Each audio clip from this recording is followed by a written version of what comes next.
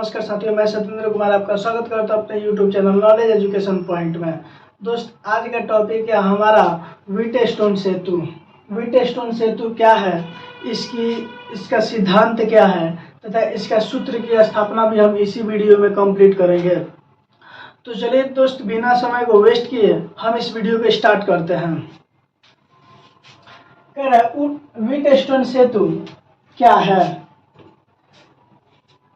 सन 1842 ईस्वी में इंग्लैंड के प्रसिद्ध वैज्ञानिक प्रोफेसर व्हीटस्टोन ने सन 1842 यानी व्हीटस्टोन सेतु कब दिया गया, 1842 ईस्वी में किसने दिया था? प्रोफेसर व्हीटस्टोन ने प्रतिरोध और गैल्वेनोमीटर एवं सेल को जोड़कर व्हीटस्टोन सेतु में क्या क्या जोड़ा? प्रतिरोध को जोड़ा गया, गैल्वेनोमीटर को जोड़ा गया और सेल को जोड़कर एक विशेष व्यवस्था का आविष्कार किया गया जिससे कि चालक का प्रतिरोध सुगमता पूर्वक ज्ञात किया जा सकता है। इसी व्यवस्था को हम क्या कहते हैं? व्हीटस्टोन सेतु कहते हैं। इसमें क्या होता है, व्हीटस्टोन सेतु में क्या होता है? चार प्रतिरोध लगे होते हैं, जिसमें यहाँ प्रतिरोध, हम इस प्रतिरोध को P, यहाँ पर Q, ये R और ये S, क्रमशः ये प्रतिरोध, चार प्रतिरोध का नाम है।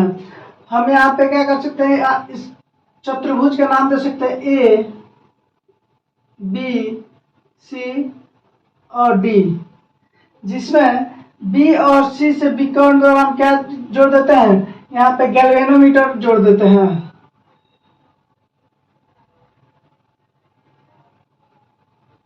गैल्वेनोमीटर, और यहाँ पे क्या है? ये सेल है और ये क्या है? कुंजी है।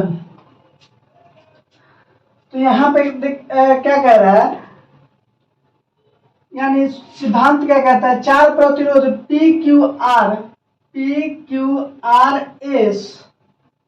चतुर्भुज ABCD चार भुजाओं में जोड़कर चतुर्भुज एक विकर्ण AC, एक विकर्ण जो AC है के बीच धारामापी G जोड़कर A और C के बीच में क्या जोड़े? धारामापी G जोड़कर प्रतिरोध के मानों को इस प्रकार व्यवस्थित करते हैं कि धारामापी में कोई विक्षेप नहीं हो।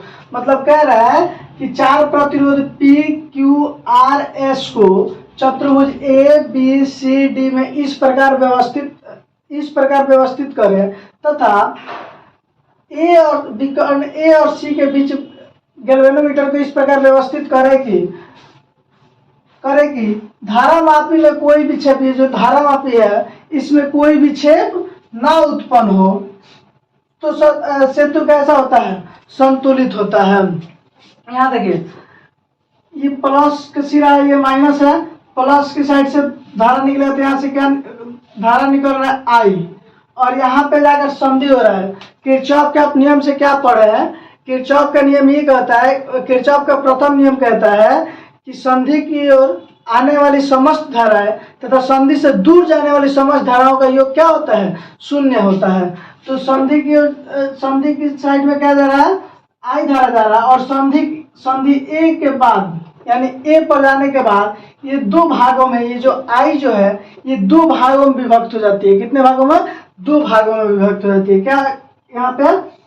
यहाँ हो जाएगा I1 और यहाँ हो जाएगा I2, यानी I जो है ये संधि A के बाद I1 और I2 में बट जाता है।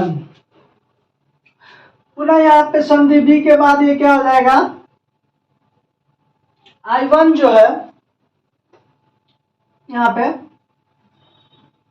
I1 हो जाएगा और ये क्या हो जाएगा? यहाँ पे I2 ही आ रहा है, और ये दोनों I1 और I2 मिलके क्या बन जाएगा? यहाँ पे फिर I बन जाएगा। तो एक बार इसको देख लेते हैं।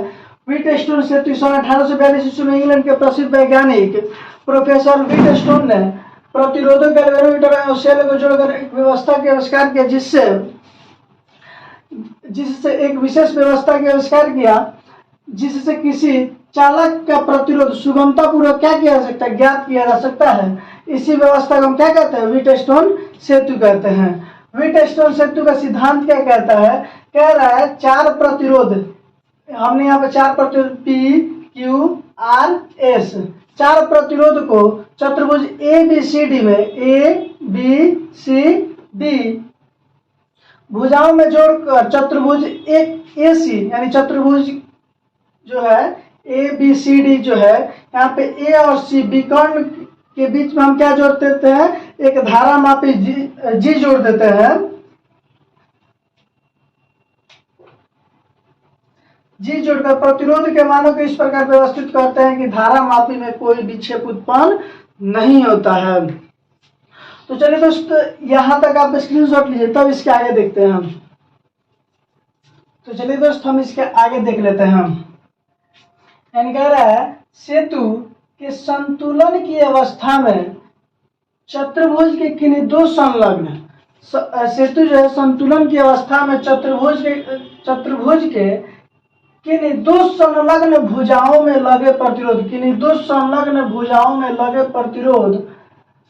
प्रतिरोधों का अनुपात शेष दो संलग्न भुजाओं में, अर्थात इसका कहने का मतलब क्या है?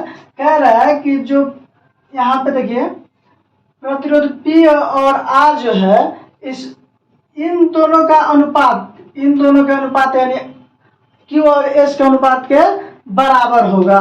यही कह रहा है सेतु के संतुलन की अवस्था में चतुर्भुज के किन्हीं दो संलग्न भुजाओं में प्रतिरोध यानी संलग्न जो भुजा है इनका प्रतिरोध का अनुपात यानी हम क्या कर सकते हैं? P बट्टा R, इसका यानी संलग्न प्रतिरोधों का अनुपात शेष दो संलग्न भुजाओं में लगे, शेष दो जो संलग्न भुजा में लगे प्रतिरोध जो है इनके बराबर होती है। यानी हम क्या लिख सकते हैं? Q upon S। यही क्या हो जाएगा? यही व्हीटस्टोन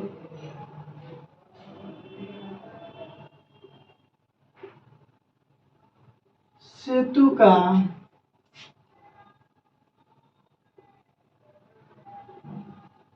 सिद्धांत है। यही क्या है? व्हीटस्टोन सेतु का सिद्धांत है। आशा करते हैं दोस्तों आपको ये समझ में आया होगा। हम अब इसी वीडियो में हम इसके सूत्र की स्थापना जो ये आया है यानी इसको प्रूव करते हैं। तो चलिए दोस्त, आप इसका स्क्रीनशॉट लें, तब हम इसकी सूत्र की स्थापना करते हैं। तो चलिए दोस्तों, तेजी में हम देख लेते हैं सूत्र की स्थापना। यहाँ पे क्या रहा है? सेल यहाँ पे ई जो है, ई में बहने वाली धारा आई, सेल ई में बहने वाली क्या है? धारा आई बिंदु ए पर दो भागों में बढ़ जाती है। जैसा कि हम बता चुके हैं कि जो धारा आई जो है संधि ए पर दो भागों में बढ़ जाती है, क्रमशः आई और I2 में बढ़ जाती है। आई ए बिंदु पर दो भागों में बढ़ जाती है। इसका एक भाग I1 प्रतिरोध P यानी एक भाग I1 प्रतिरोध P और Q में से यानी जो धारा I जो है वो प्रतिरोध P और प्रतिरोध Q में से, तथा दूसरा भाग I2 जो है प्रतिरोध R और S में से होकर प्रवाहित होती है। यानी जो इधर देखिए, जो यहाँ पे सेल में से I धारा निकल रही है संधि A पर दो बराबर भागों में बढ़ जाती है।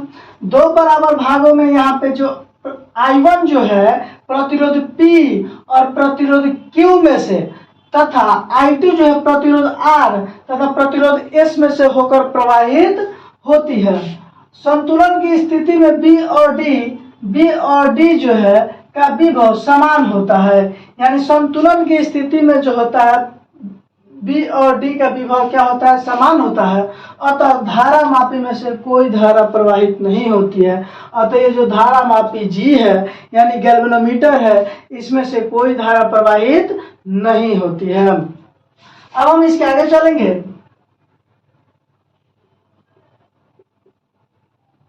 किरचॉफ के नियम से हम क्या चलेंगे? चतुर्भुज किरचॉफ के नियम से बंद पास ए बी डी और ए बी डी और ए, जो ये बंद पास जो है में यहाँ पे क्या हो जाएगा, I1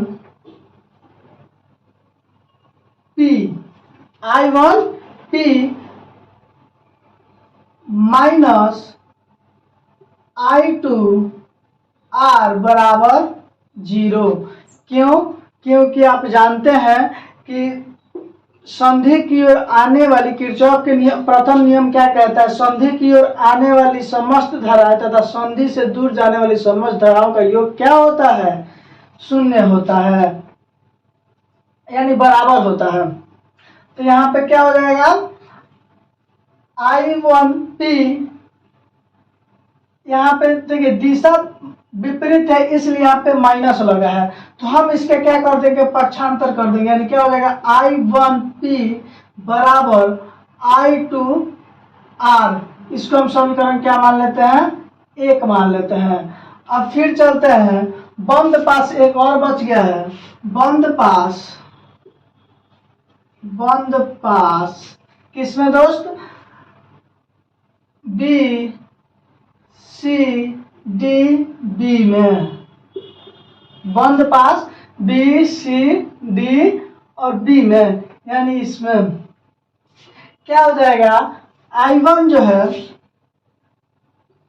I1Q माइनस होगा I2S बराबर क्या हो जाएगा, 0 यानी 0। इसका हम फिर पक्षांतर करेंगे तो क्या हो जाएगा, I1Q बराबर I2S, समीकरण 2। अब हम क्या करेंगे, समीकरण 1 तथा समीकरण 2 को हम क्या कर देंगे, भाग कर देंगे। तो लिखेंगे यहाँ पे समीकरण 1 तथा 2 को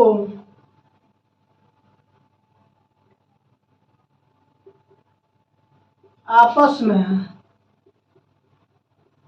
भाग करने पर समीकरण 1 क्या है, I1P, और समीकरण 2 का LHS क्या है, I1Q बराबर हो जाएगा, समीकरण 2 का RHS क्या है, 1 का RHS I2R बटा I2S।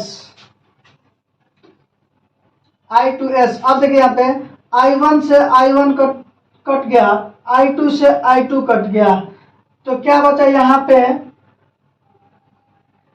P बट्टा Q बराबर, इधर क्या बचा, R बट्टा S। दोस्त यही तो सिद्धांत कहता है व्हीटस्टोन सेतु का, यही ना सिद्धांत पढ़े हैं व्हीटस्टोन सेतु, कि संलग्न दो भुजाओं का प्रतिरोध शेष दो संलग्न भुजाओं का प्रतिरोध के बराबर होगा। तो यहाँ पे लिख सकते हैं, यही व्हीटस्टोन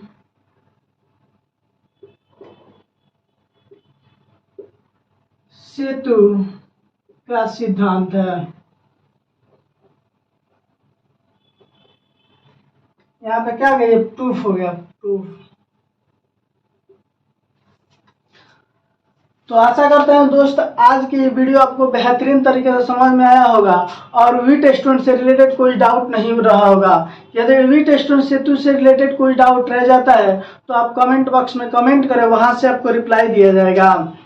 यदि वीडियो अच्छा लगा हो तो वीडियो को लाइक करें, शेयर करें तथा चैनल को सब्सक्राइब करें। जय हिंद।